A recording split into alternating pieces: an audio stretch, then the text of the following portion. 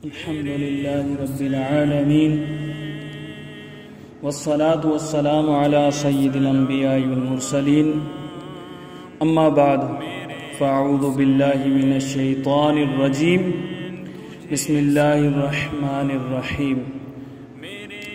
چاروں بھائیوں کی شہادت کے بعد حضرت امام کے حقیقی بھتیجے عبداللہ بن حضرت امام حسن آگے بڑھے اور عرض کیا، اے ام مکرم، مجھے بھی اجازت دیجیے کہ ان دشمنان دین سے لڑوں اور اپنی جان راہ حق میں قربان کروں۔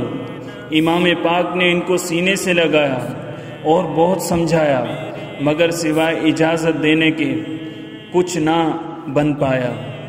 وہ شیر بے شہ شجاعت میدان کارزار میں آئے اور دشمنوں کے سامنے کھڑے ہو کر تلوار بلند کی اور وہ جوہر دکھائے کہ لشکر اعداء میں کھلبلی مچ گئی۔ ثابت کر دیا کہ میں حیدر کرار کا پوتا ہوں۔ عمر بن سعد نے کہا، اس جوان کو گھیرے میں لو اور قتل کر دو۔ بختری بن عمر شامی 500 سواروں کے ساتھ آگے بڑھا اور آپ کو گھیرے میں لے لیا۔ آپ نے ڈٹ کر مقابلہ کیا، آخر زخموں سے چور چور ہو کر جام شہادت نوش کر لیا۔ حضرت عبداللہ کی شہادت کے بعد امام پاک کی بارگاہ اقدس میں گلشن رسالت کا دوسرا مہکتا ہوا پھول یعنی حضرت قاسم بن حضرت امام حسن حاضر ہوئے۔ 19 برس کی عمر ہے اور یہ وہ نوجوان ہے جس کے ساتھ امام پاک کی لخت جگر سیدہ بی بی سکینہ کا مستقبل وابستہ ہے۔ یہ ٹوٹے ہوئے دلوں کا سہارا، آل رسول کی آنکھ کا تارا، سراپا التجا بن کر عرض گزار ہے۔ چچا جان میں بھی راہ حق میں سر کٹانے اور ابا جان کے پاس جانے کے لیے بے قرار ہوں، مجھے بھی اجازت مرحمت ہو۔ امام پاک نے اس نور نظر کی طرف دیکھا اور فرمایا، بیٹا تمہیں کس بات کی اجازت دوں؟ کیا تیروں سے چھلنی ہونے کی اجازت دوں؟ تلواروں سے کٹنے کی اجازت دوں؟ تم تو میرے بھائی حسن مجتبیٰ کی یادگار ہو۔ حضرت قاسم نے کہا، چچا جان خدا کے لیے مجھے ان دشمنوں سے لڑنے کی اجازت دیجیے اور مجھے بھی اپنے اوپر نثار ہونے کی سعادت سے محروم نہ کیجیے۔ امام پاک نے اشک بار آنکھوں سے ان کے ماتھے کو چوما اور سینے سے لگا لیا اور رخصت کیا۔ اللہ اللہ، امام پاک نے نہ اپنے جوان بھتیجے کے شباب کو دیکھا اور نہ اپنی بیٹی کے مستقبل کو دیکھا۔ دیکھا تو صرف یہ دیکھا کہ گلشن اسلام خزاں کا شکار نہ ہونے پائے، اس کی سرسبزی و شادابی کے لیے اپنے خاندان کے جوانوں کا خون بھی دینا پڑے تو دے دیا جائے۔ یہ شہادت ایک سبق ہے حق پرستی کے لیے، ایک ستون روشنی ہے بحر ہستی کے لیے۔ حضرت قاسم میدان میں آئے اور یزیدیوں کو مخاطب کر کے فرمایا، او دین کے دشمنوں اور اپنے نبی کا گھر اجاڑنے والوں، میں قاسم بن حسن بن علی ہوں، میں خاندان رسالت کا چشم و چراغ ہوں، میں گلشن زہرا کا مہکتا ہوا پھول ہوں۔ آؤ مجھے بھی تیروں سے چھلنی کرو، تلواروں سے گھائل کرو اور میرے لیے جنت کا راستہ ہموار کرو۔ تم میں کون ہے جو تنہا میرا مقابلہ کرے؟ ابن سعد نے سالار لشکر ارزق نامی سے کہا کہ اس نوجوان کو قتل کرو۔ ارزق نے کہا، واہ جناب، آپ نے خوب میری قدر کی، میں وہ بہادر ہوں جو تنہا سینکڑوں کا مقابلہ کر سکتا ہوں، اس بچے کے مقابلے میں جانا میری توہین ہے۔ ابن سعد نے برہم ہو کر کہا، تو نہیں جانتا یہ کون ہے؟ یہ علی کا پوتا ہے، 3 دن کا پیاسا ہے، پھر بھی اس کی ہمت و شجاعت کو دیکھنا ہے تو ذرا سامنے ہو جا۔ اس نے کہا، میں تو نہیں جاتا۔ البتہ میں میرے لشکر میں میرے 4 بیٹے ہیں، ان میں سے ایک کو بھیجتا ہوں، اس کے لیے تو وہ ایک ہی کافی ہوگا۔ چنانچہ اس نے اپنے لڑکے کو بھیجا، وہ آپ کے مقابلے میں آیا، آپ نے اس کا مقابلہ کیا اور چند منٹوں میں اس کو تڑپا کے رکھ دیا، اور اس کی تلوار جو بہت اچھی تھی وہ بھی چھین لی۔ ارزق کے دوسرے بیٹے نے اپنے بھائی کو خاک و خون میں تڑپتے دیکھا تو غصے میں دیوانہ ہو کر آگے بڑھا کہ اپنے بھائی کا انتقام لے، آپ نے اس کو بھی قتل کر دیا۔ ارزق کا تیسرا بیٹا بھی غیظ و غضب کا پتلا بن کر آگے بڑھا اور آپ کے سامنے آ کر آپ کو گالیاں دینے لگا۔ آپ نے فرمایا، او اللہ کے دشمن، تیری گالیوں کا جواب میں گالیوں سے نہ دوں گا کہ یہ ہماری شان نہیں، البتہ تجھے تیرے بھائیوں کے پاس جہنم میں پہنچا دیتا ہوں۔ یہ کہہ کر اس پر حملہ کر دیا اور اس کو چیر کے رکھ دیا۔ ارزق نے جب اپنے 3 بیٹوں کا انجام بد دیکھا تو غصے سے لال پیلا ہو کر دھاڑنے لگا اور خود مقابلے کے لیے آگے بڑھنے ہی لگا تھا کہ اس کا چوتھا بیٹا بےہودہ کلمات کہتا ہوا آگے بڑھا اور کہنے لگا، اے باپ ذرا ٹھہر جا، مجھے اس نوجوان سے 2 ہاتھ ہو لینے دے۔ وہ بھوکے شیر کی طرح آپ پر حملہ آور ہوا، آپ نے اس کے وار کو اپنی تلوار پر روکا اور پھر اس طرح وار کیا کہ اس کے سیدھے ہاتھ کو کاٹ دیا، اس کے ہاتھ سے تلوار گر گئی۔ پھر دوسرا وار اس کے سر پر ایسا کیا کہ اس کو جہنم رسید کر دیا۔ اب تو ارزق کا حال بد دیکھنے کے قابل تھا، اس کا سارا غرور خاک میں مل چکا تھا اور اس کی زندگی کی پوری کمائی لٹ چکی تھی۔ اس مقتوع نسل باپ کی آنکھوں میں دنیا اندھیر ہو گئی، اس کی صبح تمنا شام حسرت بن گئی۔ وہ غیرت جو اب تک قاسم کو بچہ سمجھ کر مقابلے پر جانے سے روک رہی تھی، اب ختم ہو چکی تھی۔ وہ ظالم غیظ و غضب کی آگ میں جلتا ہوا آگے بڑھا کہ اپنے بیٹوں کا انتقام لے اور ایک وار میں اس نوجوان کو ختم کر دے، لیکن اس کو یہ معلوم نہیں تھا کہ اس کے مقابلے میں وہ جوان ہے جس کے بازوؤں میں قوت ربانی کام کر رہی ہے۔ وہ مقابلے میں آ کر ہاتھی کی طرح چنگھاڑنے اور شیر کی طرح دھاڑنے لگا۔ اس کی تلوار فضا میں رعد و برق بن کر چمک رہی تھی۔ جو ہی اس کی نظر قاسم کی تلوار پر پڑی جو اس کے لڑکے سے آپ نے چھینی تھی، کہنے لگا، خدا کی قسم، یہ تلوار میں نے 1000 دینار میں خریدی ہے اور 1000 دینار دے کر اسے زہر کا بجھاؤ دیا ہے، یہ تمہارے ہاتھ میں نہیں رہنے دوں گا بلکہ اسی کے ساتھ تمہیں قتل کروں گا۔ آپ نے فرمایا، تیرے 3 بیٹے اس کا مزہ چکھ چکے ہیں اور تو بھی خاطر جمع رکھ، ابھی تجھے بھی اس کا ذائقہ چکھاؤں گا۔ پھر آپ نے الحرب خدعہ کے پیش نظر فرمایا، ارزق، ہم تو تجھے ایک نبرد آزما بہادر مرد سمجھتے تھے، مگر تو نہایت نا تجربہ کار ہے، تجھے تو گھوڑے کی زین کسنے کا بھی سلیقہ نہیں۔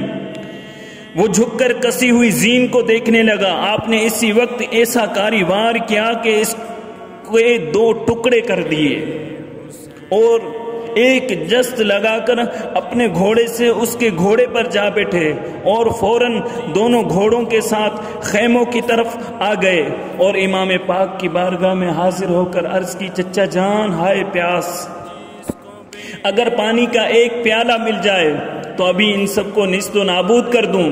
امام پاک نے فرمایا، بیٹا، تم عن قریب ساقی کوثر کے ہاتھ سے کوثر کا جام پیو گے، دیکھو پینے کے بعد پھر تمہیں پیاس کبھی نہ ستائے گی۔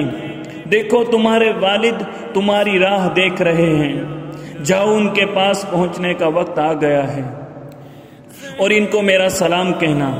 حضرت قاسم پھر میدان میں آئے۔ ابن سعد نے کہا، یہ نوجوان ہمارے بہترین جوانوں کو قتل کر چکا ہے، اب اس کو مہلت نہ دو، اس کو چاروں طرف سے گھیر لو اور اس کو ختم کر دو۔ چنانچہ اس کے حکم پر دشمنوں نے آپ کو گھیرے میں لے لیا اور آپ پر حملہ کر دیا۔ اب گھمسان کی جنگ شروع ہوئی آپ اس حالت میں بھی ڈٹ کر مقابلہ کر رہے تھے۔ خاک کربلا کا ایک ابر حسن کے چاند پر چھا گیا، آخر زخموں سے چور چور ہو گئے۔ ایک شقی شیخ بن سعد اور بقول باز سعد بن عمر بن نفیل ازدی نے آپ کے سر پر تلوار ماری۔ آپ نے فرمایا، یا عما ادرکنی، چچا جان مجھے پکڑو، سنبھالو، اور زمین پر گر گئے۔ امام پاک نے آپ کی آواز سنی، دوڑ کر آپ کے پاس پہنچے، دیکھا کہ جس میں نازنین زخموں سے چور چور ہے، سر کو اپنی آغوش میں لے کر فرمایا، قاسم ان کے لیے ہلاکت ہو جنہوں نے تجھے قتل کیا ہے، وہ قیامت کے دن تیرے جد امجد کو کیا جواب دیں گے جب وہ تیرے خون کے متعلق باز پرس کریں گے۔ امام پاک کی آغوش میں آپ کی روح پرواز کر گئی۔ امام پاک نے لاش مبارک کو اس طرح اٹھایا کہ قاسم کا سینہ آپ کے سینے سے ملا ہوا تھا اور پاؤں زمین کے ساتھ گھسٹتے جا رہے تھے۔ آپ نے لاش کو شہداء کی لاشوں کے پاس رکھ دیا۔ ہائے جنت کو تم بھی سدھارے میرے بھائی کے فرزند قاسم، داغ فرقت ہے دل پر ہمارے، میرے بھائی کے فرزند قاسم، کاش تم ساتھ میرے نہ آتے، ہو کے رخصت نہ میدان کو جاتے، بھوکے پیاسے نہ گردن کٹاتے، میرے بھائی کے فرزند قاسم، یاد کس کس کی دل سے بھلاؤں، ہائے کس کس کی لاشیں اٹھاؤں، کس کو اپنی کہانی سناؤں، میرے بھائی کے فرزند قاسم۔ حضرت قاسم کی شہادت کے بعد ان کے بھائی حضرت عمر اور حضرت ابو بکر بن حضرت امام حسن رضی اللہ تعالی عنہم نے بھی میدان کربلا میں جفاکار یزیدیوں کے ہاتھوں سے جام شہادت نوش کیا۔ چاروں بھتیجوں کی شہادت کے بعد فرزندان عبداللہ بن جعفر طیار، حضرت محمد عون، امام علی مقام کے حقیقی بھانجوں حضرت سیدہ زینب کے جگر کے ٹکڑوں کی باری آئی۔ چمن زہرا کے جنتی پھولوں نے آگے بڑھ کر عرض کی، مامو جان ہمیں بھی نثار ہونے کی اجازت مرحمت ہو۔ امام پاک نے فرمایا، نہیں تمہیں اجازت نہیں، میں تمہیں اس لیے اپنے ساتھ نہیں لایا تھا کہ اپنی آنکھوں کے سامنے تمہیں تیروں کا نشانہ بنتے اور نیزوں پر اچھلتے دیکھوں گا، تم اپنی اماں کے پاس رہو۔ محمد عون نے کہا، مامو حضور اماں جان کا بھی یہی حکم ہے، دیکھو وہ بھی سامنے کھڑی ہیں۔ امام پاک نے اپنی بہن سیدہ زینب کی طرف دیکھ کر کہا، میری بہن کچھ خیال کرو، مجھ پر صدموں کے پہاڑ نہ توڑو، میں کن آنکھوں سے ان پھول جیسے بچوں کے سینوں سے تیر اور نیزے پار ہوتے دیکھوں گا۔ سیدہ زینب کہہ رہی تھی، بھیا میرے پیارے بھیا، کیا اپنی بہن کا یہ حقیر ہدیہ قبول نہیں کرو گے؟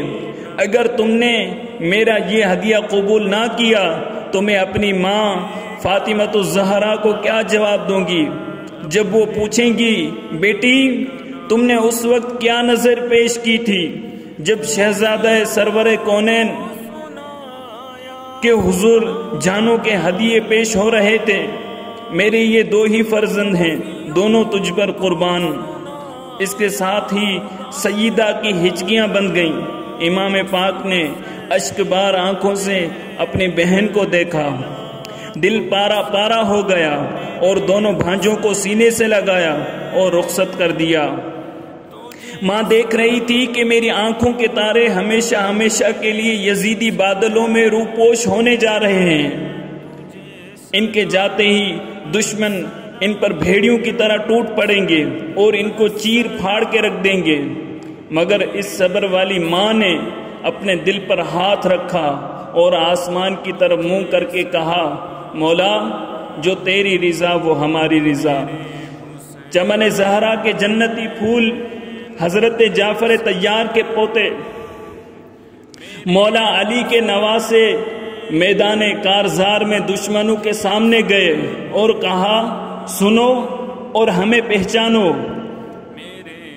دادا ہے شہنشاہ دو عالم کا مددگار، سردار جہاں فخر عرب جعفر طیار، وہ شقا طراز علم احمد مختار، آلو وہ رہی خون میں جس شیر کی تلوار، ہاتھوں کے عوض حق سے سردست لیے ہیں، اللہ نے پر ان کو زمرد کے دیے ہیں، نانا اسد اللہ مددگار دو عالم، دیندار نمودار جہاں دار دو عالم، سلطان ولایت و اسرار دو عالم، سرتاج فلک جبہ و دستار دو عالم، تم یہ نہ سمجھنا کہ ید اللہ نہیں ہے، ہم شیر تو ہیں مگر اسد اللہ نہیں ہیں۔